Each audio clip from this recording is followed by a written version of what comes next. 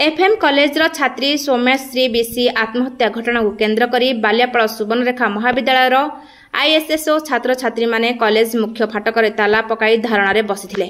एही समय एबीवीपी छात्र छात्री माने आसी कॉलेज भितर को पसिया पई चेष्टा करथिले, जाहाकु नै छात्र छात्री मध्य गंडगोल सृष्टि होइथिला। कांग्रेस दलर युव नेता माने पहुंची पिलांक मध्य गंडगोल सृष्टि करथिले। पुलिस खबर पाई घटनास्थल रे पहुंची पिलामानकु बुझासुझा करथिला।